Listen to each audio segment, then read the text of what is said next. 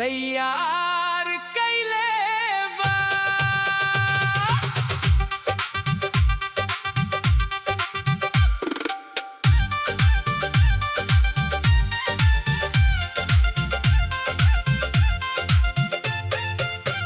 नजरिया के गवाही मुस्कान सबूत बन गई।